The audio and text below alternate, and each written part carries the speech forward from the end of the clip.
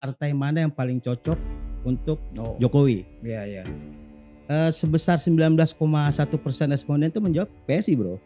Kalau kemudian Pak Jokowi masuk ke PSI, maka pintu politik untuk Gibran juga tertutup. Jadi you kalau misalnya tidak pilih Banteng, tidak pilih Garuda, ya pilih Pilih Gajah. Partai yang awalnya ya mengangkat politik anti dinasti saat ini menjadi rumah politik dinasti bagi Pak Jokowi.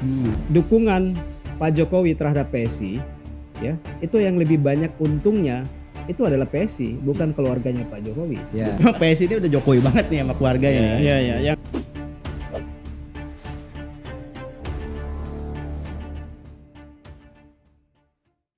Halo, selamat berjumpa kembali dengan kami Suara Angka Podcast LSI Denny JA. Masih bersama kami peneliti senior Lingkaran Survei Indonesia Denny JA. Saya sendiri Ade Bondon. Seperti biasa ditemani oleh dua rekan saya yang makin kece. Pertama ada Bro Aji Alfarabi. Assalamualaikum. Waalaikumsalam warahmatullahi. Kemudian ada Bro Ardian Sopa. Salam sejahtera. Salam sejahtera untuk kita semua. Amin. Oke, sehat-sehat ya. Sehat. Alhamdulillah. Oke, tidak lupa-lupa saya ingatkan bahwa yang ingin dan suka dengan acara ini silakan ditonton tentunya sampai habis karena di akhir ada pantun-pantun jenaka. Kemudian jangan lupa di like, kemudian di share dan juga di subscribe. Oke bro, episode kali ini kita juga mau bahas yang lagi rame-rame nih soal PSI, Ya, Partai Gajah, ketum baru ya. ketum baru, Rasa rebranding. lama. Nah, kita sebelum masuk ke angka-angka ini kan biasa kita memang bahas sesuatu berdasarkan hasil survei. Iya iya. Tapi sebelum masuk ke situ, kita mau bahas dulu soal PSI ini. Jadi kalau misalnya dulu awalnya PSI ini kan dibentuk anak muda banget ya. Anak muda yang isu-isunya memang berkaitan dengan anak muda. Isu-isu progresif misalnya kayak perempuan, isu lingkungan dan lain-lain. Dan itu branding PSI saat itu memang kuat sekali untuk itu. Jadi mereka dianggap punya idealisme lah. Partai ini punya idealisme, memang partainya anak muda. Tapi mungkin ini nggak salah ya, tapi menurut persepsi sebagian besar masyarakat, setelah kejadian anak presiden waktu itu, Kaisang, yang boleh dibilang ujuk-ujuk lah, tiba-tiba jadi kader, kalau nggak salah hitungan hari ya, bukan 2 hari ya. 2 hari, itu tiba-tiba jadi ketum. Nah, peristiwa itu kira-kira berdampak nggak dengan pandangan atau reputasi PSI sebagai partai anak muda yang progresif dan lain-lain, tapi seolah-olah setelah Kaisang masuk ini menjadi kendaraan elit. Nah, ini menurut lu berdua bagaimana nih? Lu dulu Ji. Ya, memang pertama peristiwa tahun 2023 ya. 2023. September kalau nggak salah waktu Ya. itu. Ketika pertama rentetan peristiwa waktu itu ya. Kaisang ber-KTA PSI ya. Ya. Kan kita ingat waktu itu KTA-nya diberikan langsung pengurus PSI ke Kaisang ya. Dalam bentuk simbolik waktu Sampai itu kan. datang ke rumah ya. Yang gede kan waktu itu kan. Terus kedua 2 hari setelahnya diangkat sebagai ketua umum. Ketua umum. Ya. Memang ada 2 hal di situ yang bisa kita lihat. Pertama, kalau kita bicara soal demokrasi internal PSI ya. Ini kan saat itu orang juga kaget ya. Ini kok partai tiba-tiba ketua umumnya berganti gitu ya. Ini prosesnya seperti apa? Apakah ada misalnya kalau partai ini kita tahu ada Munaslup misalnya atau kongres luar biasa. Ini kan tiba-tiba diganti ya. Jadi memang kalau kita membaca anggaran dasar, anggaran rumah tangga partai ini, jadi memang partai ini sejak lahir konstruksi organisasinya memang dipertanyakan karena kurang demokratis ya. Karena kalau kita baca ya ADRT partai ya, kedaulatan tertinggi itu ternyata di Dewan Pembina bro. Jadi bukan di anggota. Kalau di anggota kan biasanya nanti dalam wujud kongres ya, paling tinggi atau munas ya partai ya. Nah, tapi ini memang kedaulatan tertinggi di Dewan Pembina sehingga Dewan Pembina itu punya kewenangan untuk bisa termasuk mengganti ketua umum, mengganti sekjen, mengganti pengurus. Ya.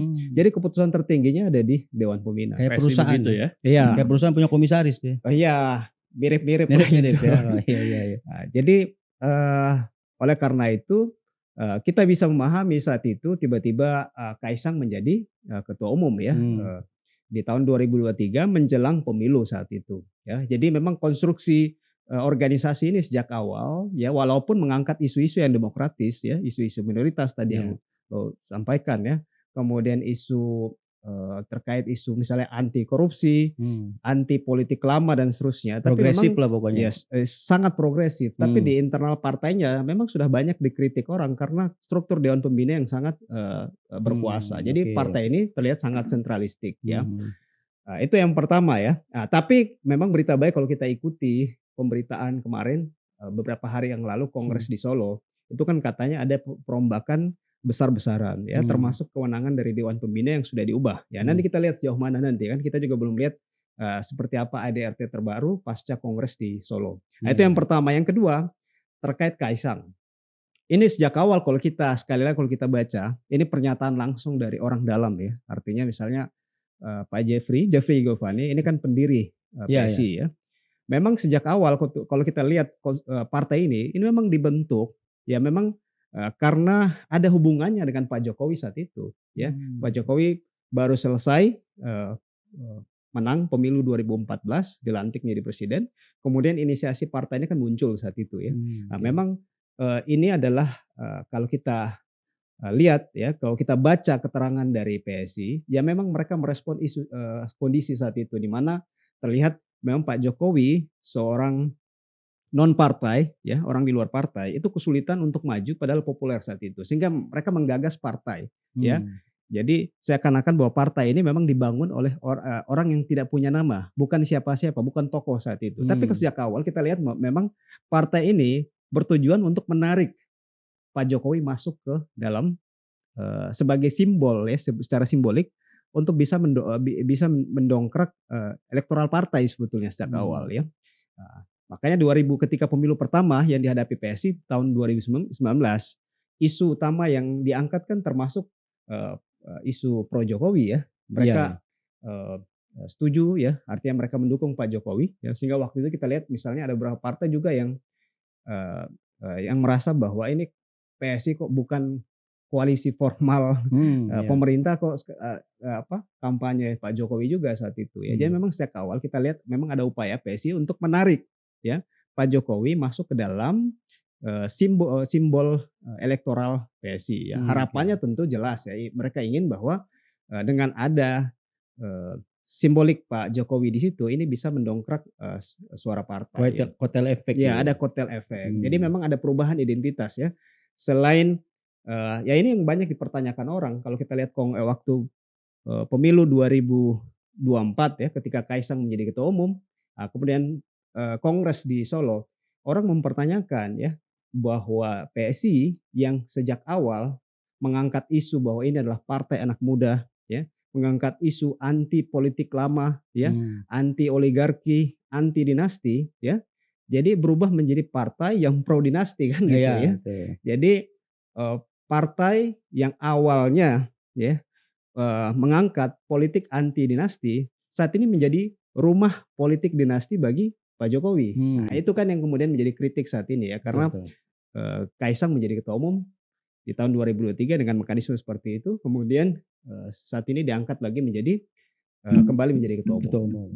Iya, secara umum memang kita lihat ada evolusi ya, dan kita lihat sebenarnya kalau misalnya kita lihat sejarahnya, ini berarti kan ada berapa kali evolusi daripada PSI ini.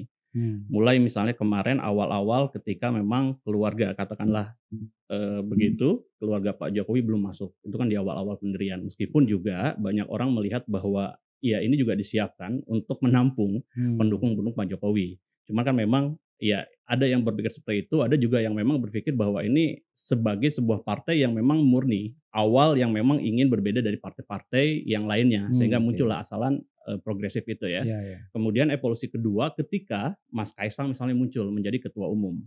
Dan kalau saya melihat ini sebenarnya evolusi ketiga daripada partai PSI ini dengan rebranding yang baru, atau bahkan bisa kita sebut ini sebenarnya PSI baru lah.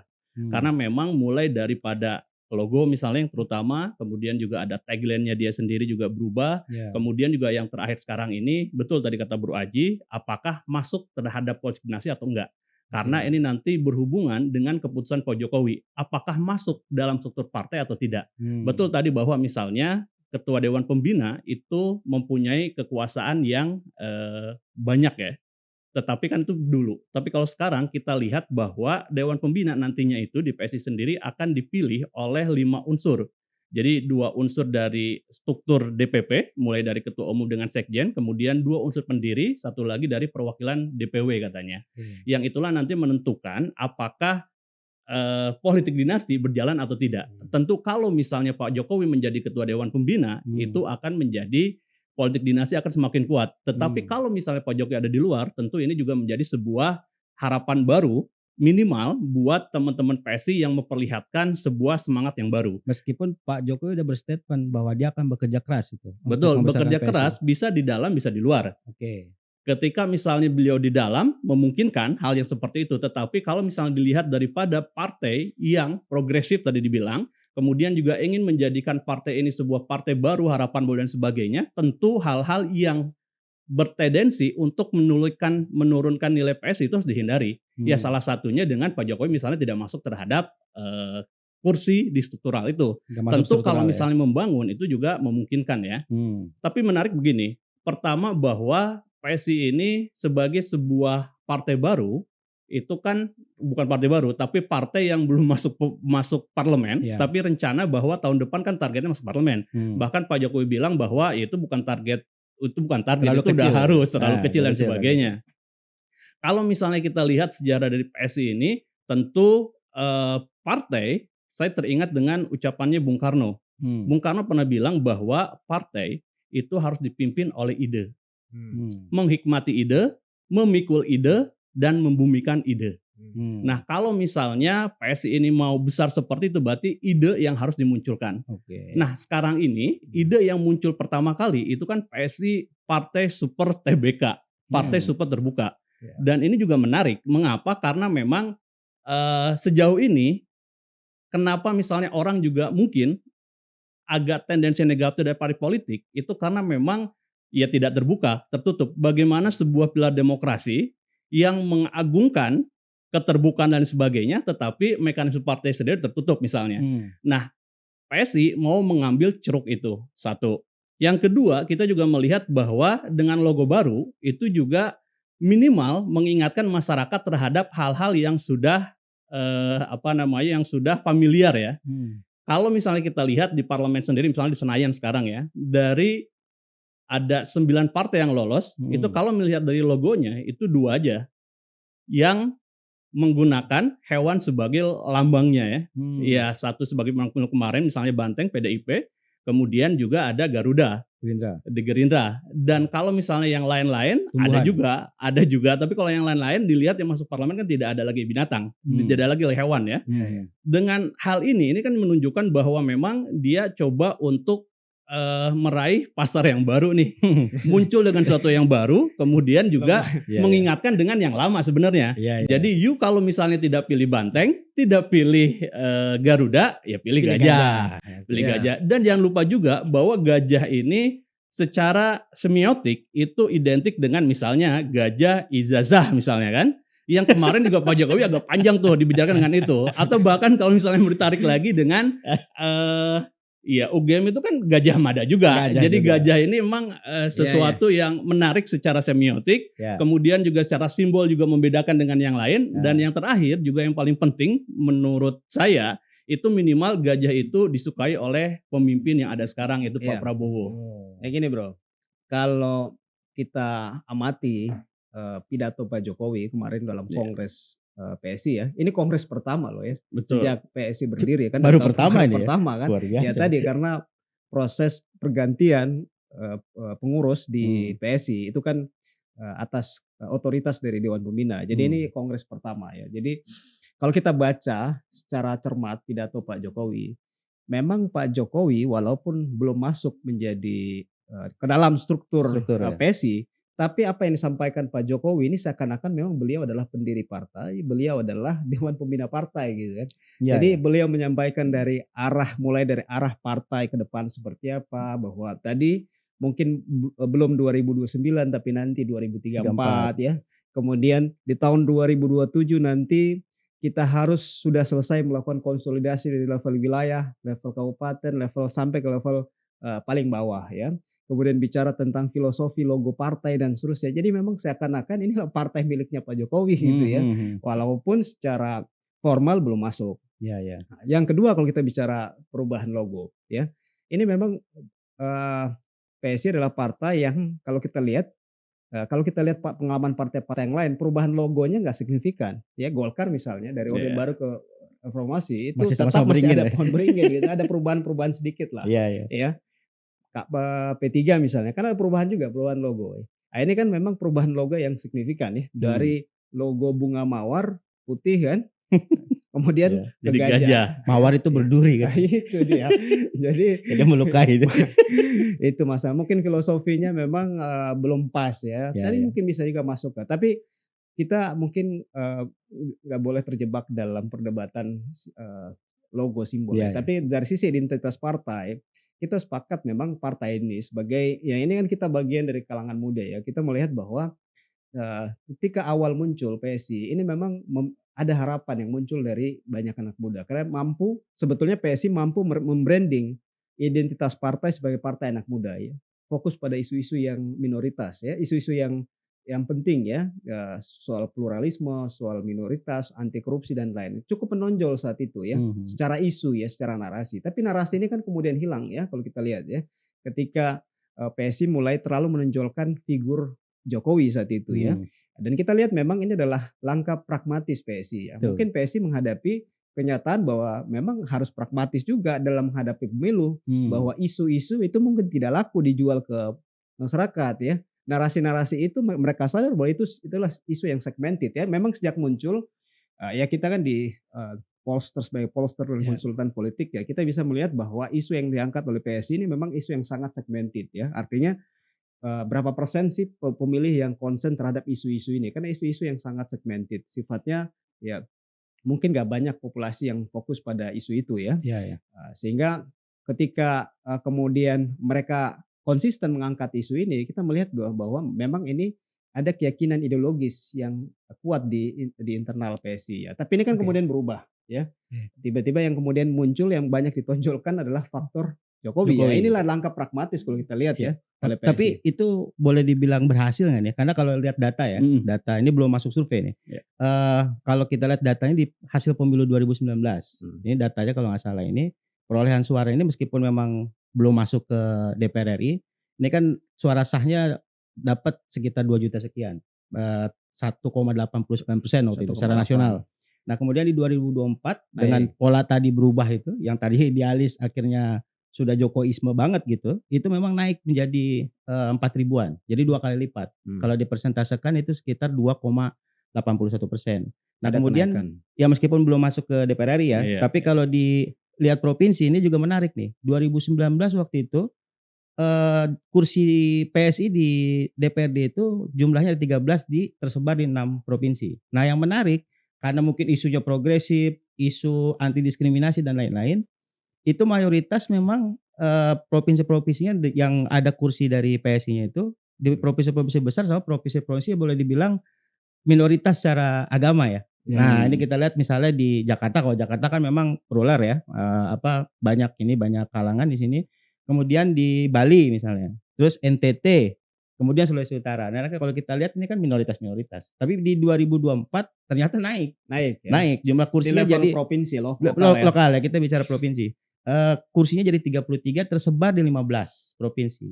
Nah dari 6 jadi 15. Dan ini juga provinsi-provinsi yang boleh dibilang mayoritas muslim dia dapat juga nih. Seperti misalnya di Jawa Timur jadi dapat, kemudian Jawa Barat itu dapat juga. Ini menarik kan. Nah menurut lo ini keberhasilan tadi lo bilang kita tinggalin pragmatisme, kita tinggalin idealisme, kita masuk ke pragmatisme. Mungkin seperti itu. Iya bisa. Itu kan jadi kalau kita lihat perubahan strategi pemilu PSI dengan mengangkat Jokowi sebagai simbol ya untuk bisa mendongkrak elektabilitas, itu sebetulnya ada pengaruh, ada kenaikan di 2024. Walaupun kenaikan itu secara nasional itu belum bisa melampaui PT 4% waktu pemilu 2024 kemarin ya.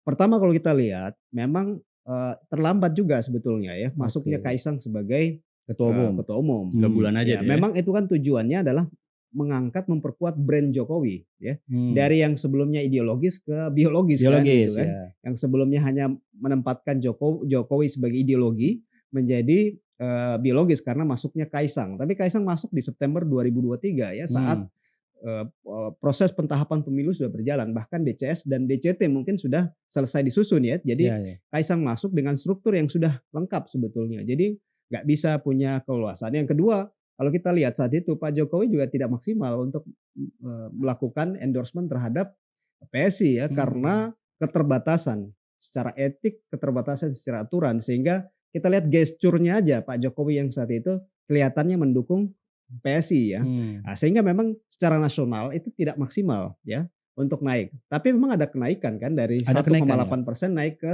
kurang lebih 2, ya, sekian 2 persen. kali Ya. lipat suaranya. Ya ada kenaikan. Kemudian kalau kita lihat di level provinsi juga mengalami kenaikan ya. Terutama adalah untuk pemilih-pemilih yang loyal terhadap personal Jokowi. Oke. Ya. Jadi kalau kita lihat misalnya secara geografis, banyak juga provinsi-provinsi yang misalnya secara minoritas itu merupakan pemilih atau pendukung kuat Pak Jokowi, itu kan juga kemudian terkonversi secara suara ketika pemilu legislatif ya ke PSI ya. Karena jangan lupa waktu pemilu 2024 kemarin ya, sebelum pemilu karena kan pemilu serentak juga kan, legislatif dan presiden ya. Ketika 2024 kemarin isu keretakan PSI, keretakan Pak Jokowi dengan PDIP itu sudah mencuat ya dengan munculnya Gibran sebagai calon wakil presiden ya, sehingga bagi pemilih-pemilih yang kecewa terhadap PDIP, pemilih yang loyal terhadap Pak Jokowi memang sebagian memindahkan dukungan ke PSI, tapi memang belum maksimal ya, sehingga PSI belum. Jadi agak sedikit terlambat ya. Iya. Karena etik tadi mungkin sebagai presiden juga kan, kalau cawe-cawenya kelihatan banget mungkin, tapi kan kelihatan juga sebenarnya Jokowi. Iya, yang menarik memang ketika misalnya uji coba tanda kutip PSI ini kan ketika kemarin 2024, di mana waktu itu juga Pak Jokowi masih menjabat lah ya, sehingga ada orang berpikiran bahwa itulah suara maksimal yang bisa diperoleh PSI dengan branding yang lama. Oke. Karena branding udah, ya maksudnya dengan tokoh udah ada. Kemudian struktur tadi dibilang sudah lengkap juga. Baru Kaisang masuk, kemudian juga ada faktor kekuasaan misalnya di sana. Meskipun untuk kita menelusurinya kan perlu pendalaman ya. Tapi minimal ada sangkut pautnya dengan Pak Jokowi yang pada waktu presiden. Sehingga kalau misalnya tidak berubah, ini partai kemungkinan besar ya akan di angka sekian-segitu aja, yang mana tidak akan bisa lolos parlemen. Sehingga muncullah pemikiran baru bahwa memang ini harus berubah. Dan perubahan ini dimulai dari ide yang ada itu. Idenya. Nah kalau saya melihat kenapa misalnya kemarin juga mereka udah munculkan ide yang luar biasa. Menarik perhatian publik, kemudian juga progresif dan sebagainya. Ya sekarang ide yang bagus, tapi kalau misalnya tidak cocok dengan situasi kebatinan masyarakat Indonesia, orang juga akan pilih. Pada waktu itu misalnya orang berpikir ya belum saatnya bahwa partai dalam tanda kutip memperjuangkan katakanlah misalnya pluralisme udah muncul ya, tapi misalnya kesetaraan gender dan sebagainya, yang mana pada waktu itu juga masyarakat kan masih dilingkupi dengan isu-isu ekonomi sebenarnya, tidak lepas pasca COVID kemarin, kemudian juga isu ekonomi yang masih muncul ya. Sehingga kalau saya melihat ini memang perubahan itu juga menyambut pasar yang baru. Tinggal bagaimana ide-ide yang bagus, kemudian juga penyampaiannya. Kalau saya lihat kan memang penyampaian daripada Pak Jokowi, ANSI dalam hal ini PSI itu kan luar biasa sebenarnya. Jadi Kongres oke lah menarik, tapi kan mungkin juga 1-2 hari udah hilang aja. Tapi saya meyakini bahwa Kongres ini akan panjang deh dibicarakan orang. Karena memang kemasan yang menarik. Dan itu memang kalau dilihat ini jagonya Pak Jokowi. Dari awal sampai dengan sekarang misalnya kan.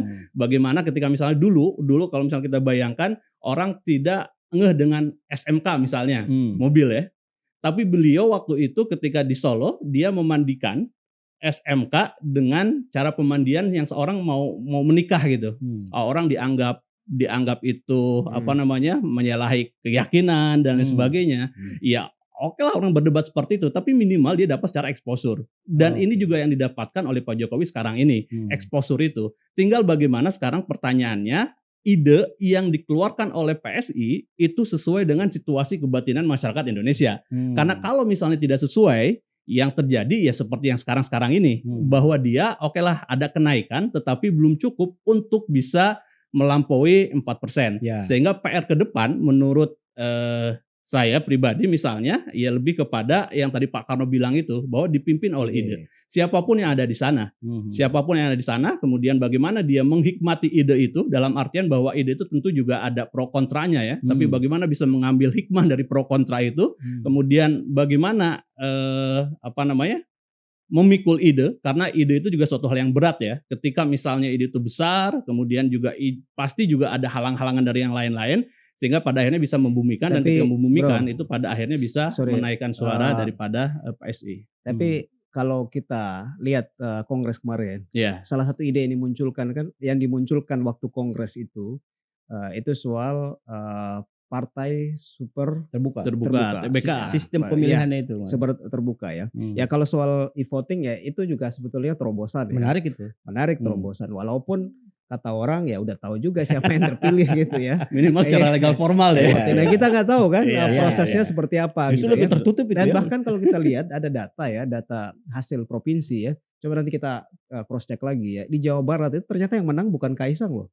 Oh iya. Data sekilas kalau dari tangkapan layar ya. Coba nanti dicek ya. Artinya ya bukan hanya soal e-voting ya, itu terobosan. Tapi kalau soal super TBK ya, bahwa partai inilah partai yang terbuka, ini memang juga jadi persoalan juga, paradoks juga dengan kenyataannya karena Gibran, Kaisang yang kemudian menjadi ketua umum ini kan bukan sosok yang lahir dari proses nature di partai. Dianggap nepo boy. Iya. Malah itu terbuka juga bro. Memang itu terbuka juga itu malah, karena orang lain bisa masuk langsung. Tinggal memang menurut saya pertanyaannya adalah apakah ketua Dewan Pembina diberikan ke Pak Jokowi atau tidak. Kalau misalnya diputuskan, itu semakin menegasikan dia bahwa ini partai terbuka. Bagaimana bisa orang terbuka ketika misalnya ketua umumnya adalah anaknya, kemudian orang tua atau bapaknya itu adalah ketua Dewan Pembina. Tapi kalau misalnya Pak Jokowi tidak masuk ke sana, dan menurut saya ini hal yang sangat positif ketika beliau ada di luar, itu akan memperkuat citra daripada PSI ini. Tapi gini bro, kan kita nggak bisa naif juga bahwa pemilihan Kaisang itu karena bapaknya, karena Jokowi, ya. Dan target PSI bukan karena Kaisang ya. Kaisang secara tokoh bukan tokoh yang populer ya. Sebetulnya target utamanya kan Pak Jokowi. Jadi walaupun Pak Jokowi nggak masuk dalam struktur partai, tapi kesan bahwa ada dinasti di situ itu tetap kuat ya.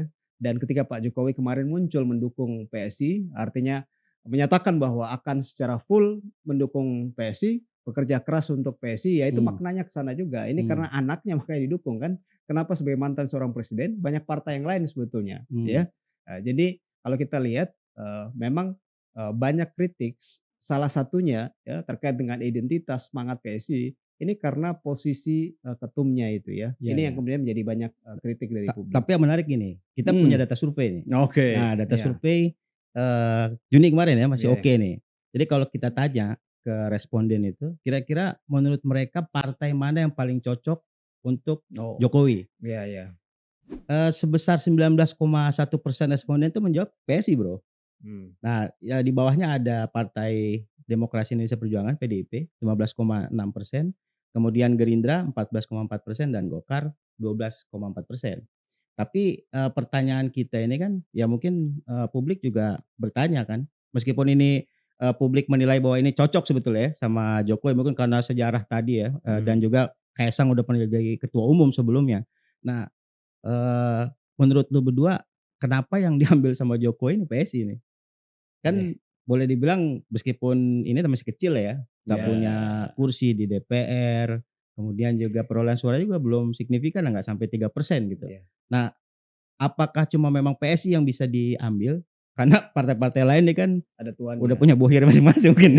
Jadi diambil PSI gitu. Nah, menurut itu gimana?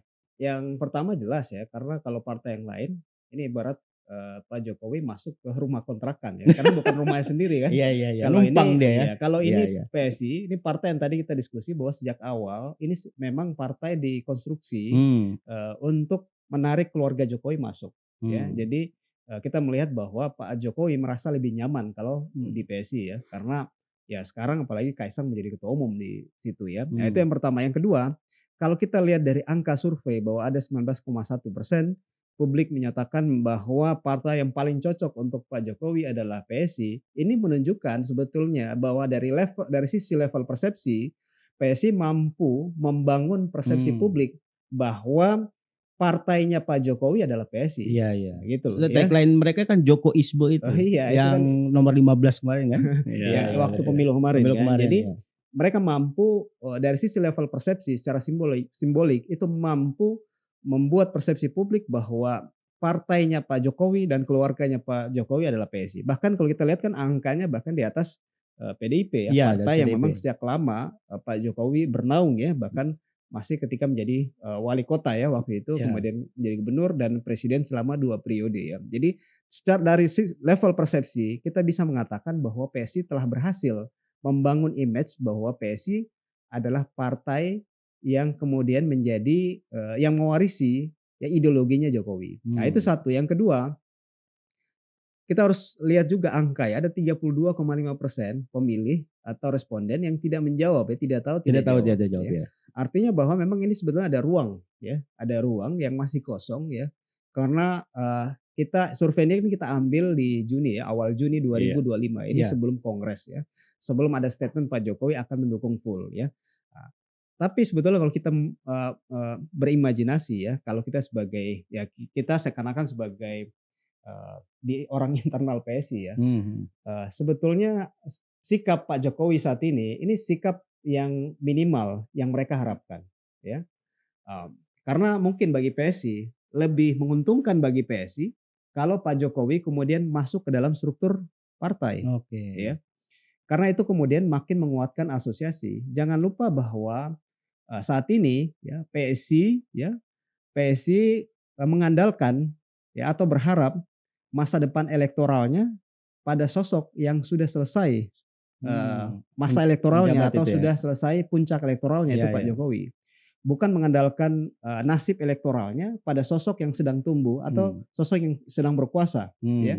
Ini berbeda ya. Kita ingat bahwa Pak SBY waktu selesai masa presiden 2009 ya partainya sudah lebih mapan secara mesin partai ya.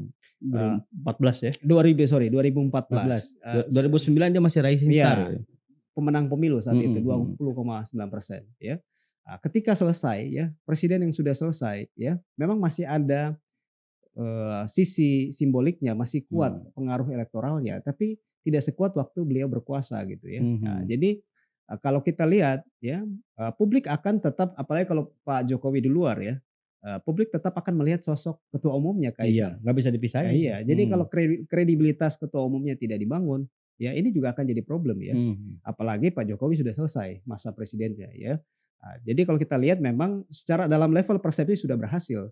Tapi persoalannya misalnya sekarang kemarin waktu Kongres Gibran menyatakan bahwa di 2029 PSI akan menjadi partai besar.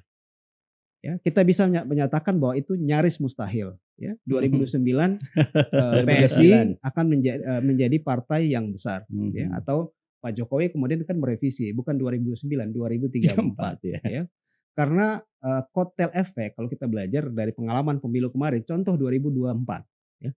Gerindra yang mengusung Prabowo Gibran ya, itu meraih suara 13, sekian persen ya. Sementara Pak Prabowo Gibran itu bisa 58%. Bahkan kalau kita lihat angka, sebetulnya yang naik dari partai koalisi pemerintahan Prabowo Gibran itu adalah Golkar.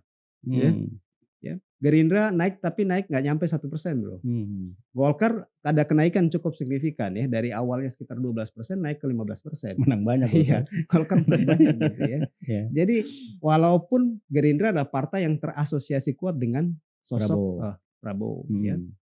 Ini seorang yang tokoh yang menjadi capres. 2029 itu bukan Jokowi yang jadi capres. Jokowi sudah selesai, nggak ada lagi dalam kertas suara. Yang ada adalah capres yang lain ya. Jadi kalau PSI ingin menjadi partai besar hanya mengandalkan efek pengaruh Jokowi. Kita bukan kotel efek ya, karena nggak ada lagi kotel efek Jokowi karena beliau nggak maju lagi kan. Maka 2029 ya hanya mengandalkan sisa-sisa pengaruh Pak Jokowi. Nah, yang kedua, kalau ini tidak diikuti dengan bangunan infrastruktur partai yang kuat ya, mesin partai, dan kita tahu bahwa selama ini kan salah satu kelemahan PSI adalah infrastruktur partai ya. PSI kuat di kota, tapi di pedalaman, di desa-desa yang merupakan basis pemilih besar itu masih lemah ya. Kemudian yang ketiga, kalau Belum mengakar berarti. ya belum mengakar ya. Jadi yang ketiga juga tergantung di 2009 posisi Gibran ya. Gibran, oke. Nah, kalau gue melihat Pak Jokowi saat ini ya mungkin lebih bebas ya. Kalau PSI ingin Pak Jokowi masuk menjadi dalam pengurus Masuk PSI struktur. ya, karena itu memperkuat asosiasi. Tapi bagi Pak Jokowi kalau beliau masuk ke dalam struktur PSI, maka kartu politiknya tertutup. Oke. Ya. Beliau bukan hanya punya Kaisang, beliau punya Gibran ya. Kalau kemudian Beliau punya Bobi. iya, punya Bobi juga. Jangan lupa. Punya banyak beliau. Kaisang, kalau kemudian Pak Jokowi masuk ke PSI, maka pintu politik untuk Gibran juga tertutup. Ya. Jadi ketika beliau masih di luar, pertama beliau lebih bebas melakukan komunikasi dengan partai-partai politik sebagai seorang mantan presiden. Ya, ketika nanti 2029 beliau lebih bebas berkomunikasi sebagai seorang mantan presiden.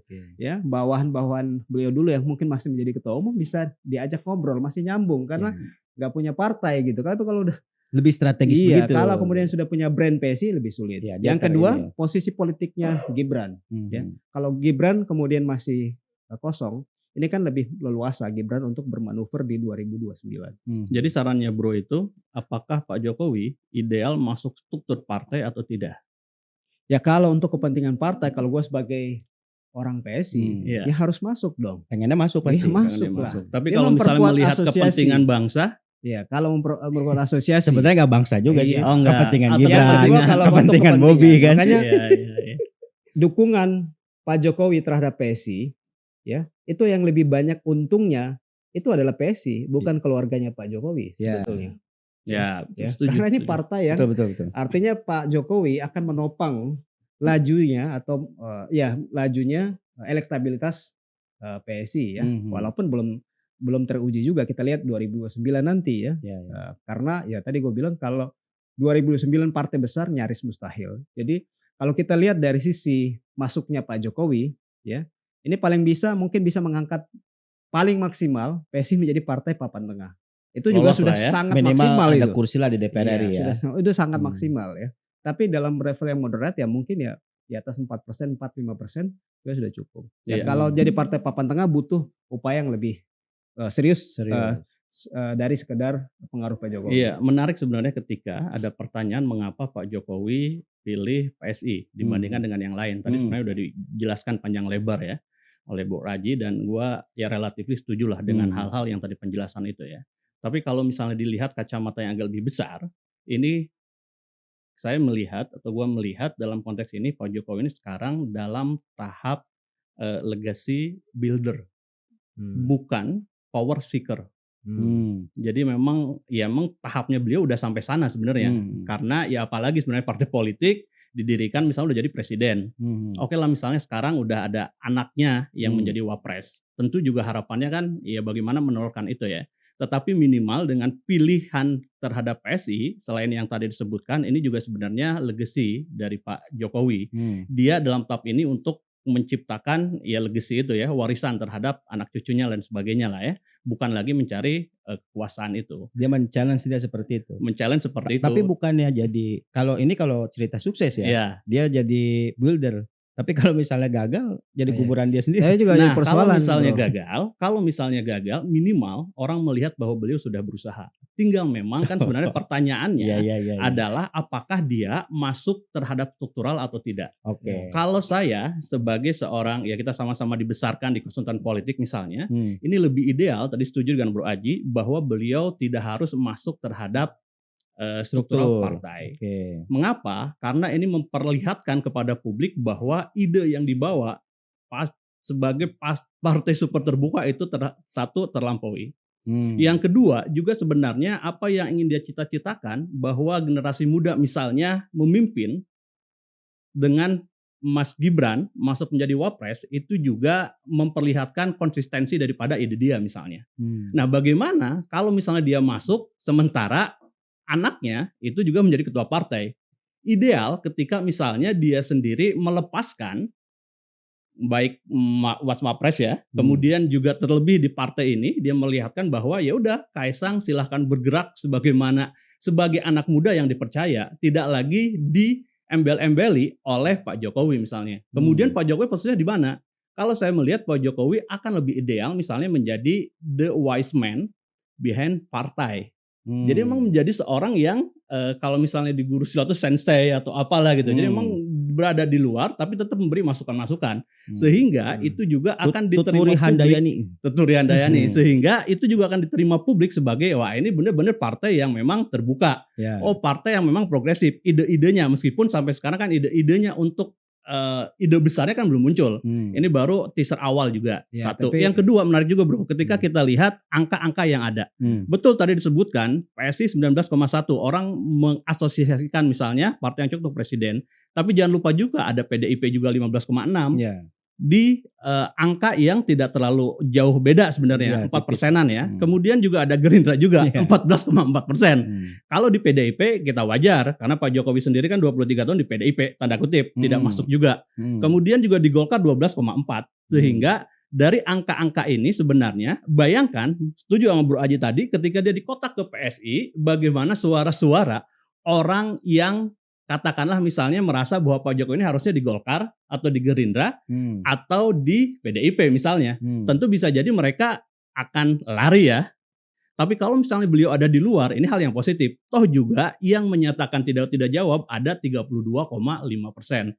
Jadi ini sebenarnya buat kebaikan juga buat PSI sendiri, bahkan lebih besarnya buat demokrasi kita bahwa ya tadi politik dinasti dan sebagainya itu memang harus dieliminir, terutama yang terbukanya itu karena ya masyarakat juga menginginkan saluran politik yang terbuka begitu luas. Bro, tapi soal tadi yang lo bilang Pak Jokowi dalam posisi legacy builder bukan power seeker ya. Ya.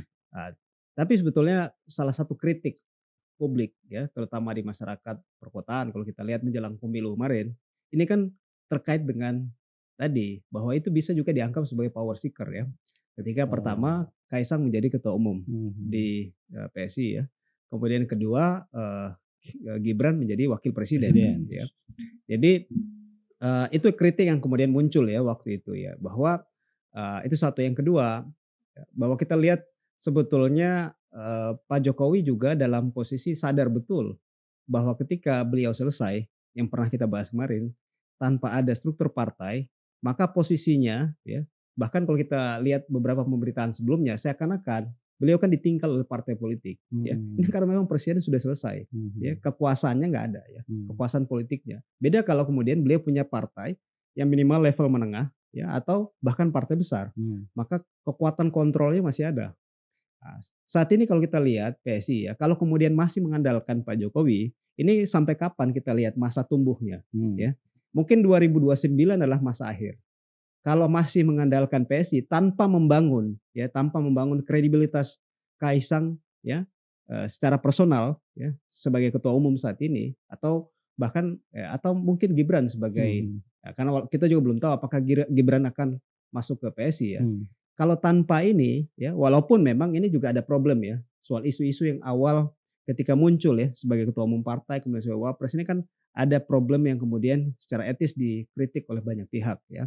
Nah, tapi Kaisang dan Gibran itu masih punya masa tumbuhnya. Jadi kalau kemudian masih ada dalam bayang-bayang Jokowi ya sampai 2034 sekalipun ya, pengaruh personal Pak Jokowi yang kita lihat setelah turun mungkin makin hari makin kecil, itu tidak mampu bisa mengangkat PSI sebagai partai besar. Jadi PSI harus mengandalkan pada figur yang istilahnya lagi tumbuh sisi elektoralnya ya, atau yang kedua ada figur yang lain gitu ya, yang punya potensi untuk muncul di saat Pilpres 2029 atau 2034. Oke, kalau gitu berarti ini nggak bisa dilepas juga berarti kan antara PSI dengan Gibran dong. Karena kan udah terlanjur masuk Kaisang ketua umum, terus juga Pak Jokowi kan udah siap untuk bekerja keras untuk membesarkan PSI.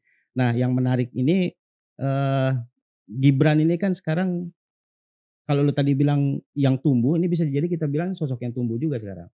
Nah kalau kita kaitkan Gibran dengan PSI, kalau tadi pertanyaannya kan partai mana yang cocok untuk Pak ya. Jokowi. Ini kita tanya juga di survei kita, partai mana yang cocok untuk Gibran. Nah sebesar 22,8% ini paling banyak juga nih, itu menjawab PSI. Iya. Jadi PSI ini udah Jokowi banget nih sama keluarganya nih. Iya, iya. Yang Nah, kedua Gerindra ya. yang kedua Nah, ini Gerindra, menarik bro. 16,8. Ini sama sih jawabannya ya, bahwa sekali lagi bahwa PSI telah berhasil membangun persepsi publik bahwa PSI adalah partai Partai Jokowi. keluarganya Pak Jokowi. Nah ya. menurut lu berdua, kira-kira apa yang harus dilakukan PSI ini?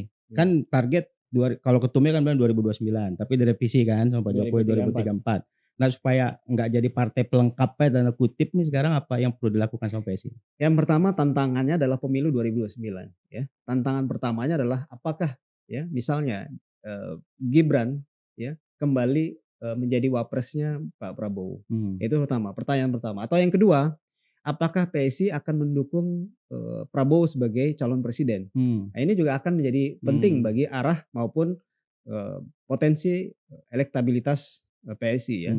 Karena kalau kemudian kalau kita lihat karena PSI adalah partai yang bertumpu pada kekuatan elektoralnya Pak Jokowi, maka ketika nanti menjelang Pilpres 2029, kalau kemudian PSI menjadi bagian partai yang mendukung capres Pak Prabowo misalnya, ya, maka kita bisa membayangkan bahwa efek elektoral terhadap PSI itu tidak akan bisa maksimal, ya, karena di situ mungkin ada partai-partai besar, ya, misalnya kalau kita berasumsi bahwa partai-partai saat ini mungkin bertahan ya koalisinya, masih ada Gerindra, ada Golkar di situ, ada Partai Demokrat ya, yang selama ini memang mungkin lebih akan bisa memaksimalkan efek mereka berada dalam koalisi pemerintahan. Meskipun PT-nya 0 ya. Iya.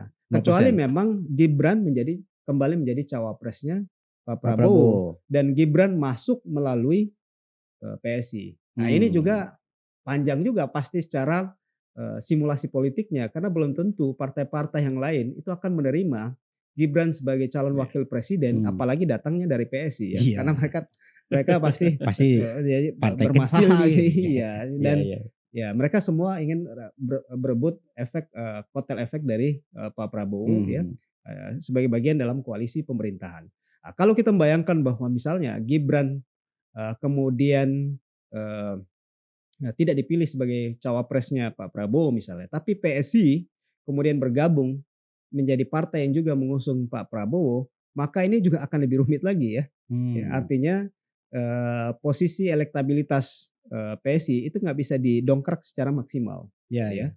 Nah, yang ketiga, kalau kita membayangkan bahwa misalnya Gibran maju sebagai calon presiden dan yang mengusung adalah salah satunya adalah partai PSI. Nah, ini memang secara politik proses yang gambling ya. Kita belum tahu daya angkat Gibran nanti 2029, tapi itu memang lebih jelas ya, asosiasinya lebih jelas Gibran dengan PSI ya, karena dari survei ini kan menunjukkan bahwa PSI identik dengan partai keluarganya Pak Jokowi. Walaupun kalau kita bicara eksperimen kita, bukti-bukti dari pemilu sebelumnya ya, misalnya di 2024 kemarin ya, itu terbukti juga sebenarnya daya angkat tokoh terhadap partai ini gak juga maksimal sebetulnya ya. Contoh misalnya Anies ya, yang diusung oleh PKB dan Nasdem ya. Ternyata Nasdem kenaikannya hanya gak nyampe 1%. Nah, PKB yang agak lumayan, tapi itu juga hanya kurang lebih 1%. PDIP misalnya dengan mengusung Ganjar sendiri, itu juga hanya di angka 16%, sama dengan perolehan Ganjar di Pilpres gitu ya. Jadi ini memang masih gambling ketika Gibran misalnya diusung oleh PSI menjadi calon presiden, tapi asosiasinya lebih jelas, lebih terbuka. Pak Jokowi juga ketika kampanye juga lebih enak nih kan, jelas ininya ya asosiasinya ya.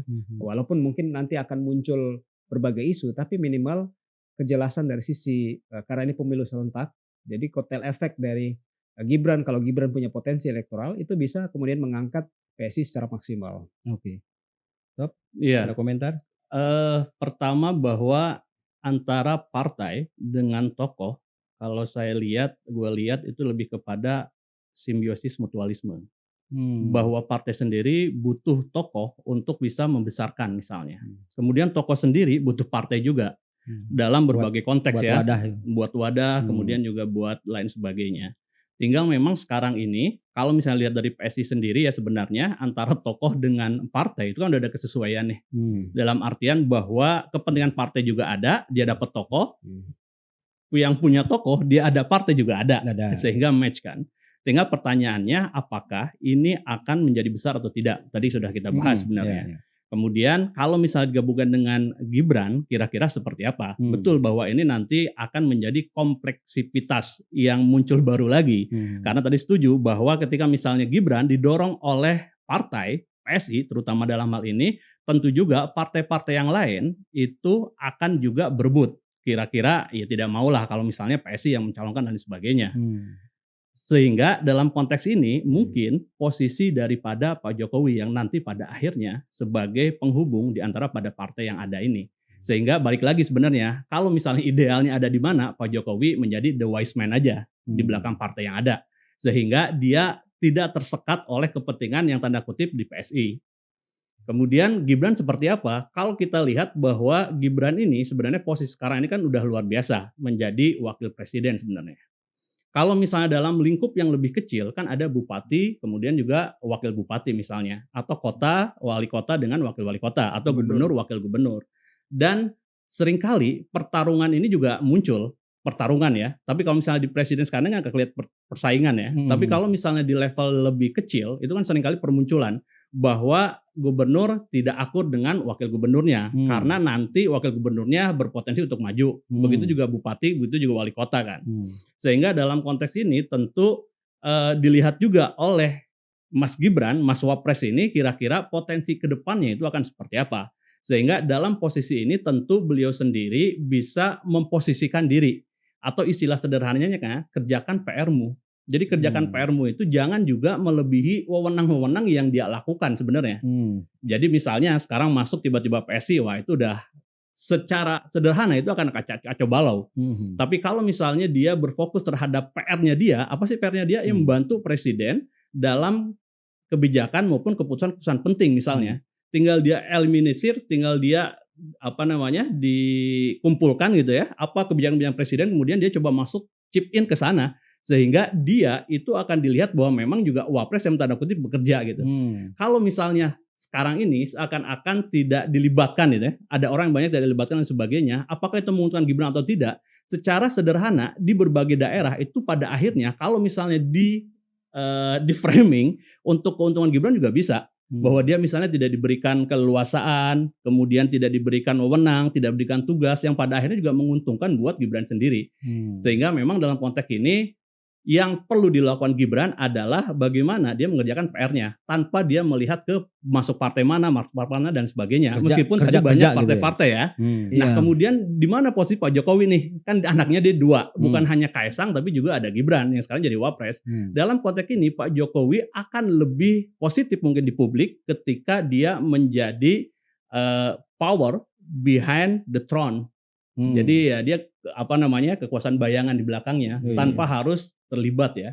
Tapi juga kita melihat bahwa Pak Jokowi tadi lagi legacy builder, dia mungkin sekarang tahapnya ini bukan lagi memikirkan bagaimana percaturan politik di Indonesia, tapi dia harus coba keluar ke yang lebih global misalnya, sehingga nama beliau pun tetap bagus, sehingga pada akhirnya ketika nama beliau tetap bagus, berjuang dalam konteks-konteks yang lebih dunia misalnya global, itu juga akan berpengaruh terhadap PSI itu sendiri dibandingkan dia masuk terhadap PSI. Mana tahu jadi ada contohnya, ada contohnya sebetulnya. Kan sebetulnya sebelum pemilu ya, sebelum selesai kan ada isu bahwa Pak Jokowi mungkin akan punya karir di level internasional ya. Sebenarnya kita ada contoh ya, presiden kita pernah ngomong kemarin bahwa Pak Jokowi adalah presiden yang selesai masa jabatan tidak punya struktur politik atau nggak punya struktur partai ya. Nah, kita punya contoh sebetulnya ya, Presiden Chili ya, Michelle Bachelet ya. Michelle Bachelet itu sekarang jadi duta salah satu duta untuk urusan perempuan di PBB ya.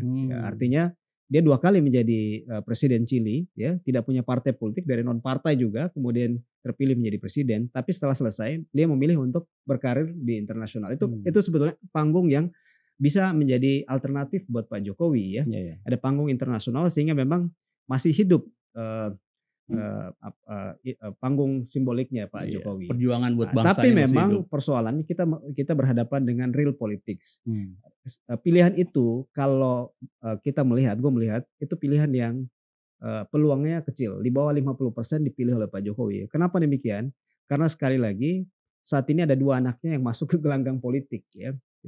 Ada ya pastilah ada insting protektif dari seorang bapak ya, apalagi mantan presiden 2 periode, 2 anaknya, satu menjadi ketua umum partai, satu menjadi wakil Ada 3 presiden sebenarnya ya. Bro. Satu menantunya Betul. kan. Iya, kan anak Oh, juga, ada 3 anak ya, juga, betul. ada 3. Menantunya kan satu lagi ya. Jadi pilihan untuk tidak memperkuat struktur partai atau tidak memperkuat bargaining politik itu akan menjadi satu pilihan yang sulit bagi Pak Jokowi. Jadi ya pasti Pak Jokowi harus punya ya kekuatan politik pasca beliau menjadi presiden. Ya PSI akan menjadi pertaruhan bagi Pak Jokowi.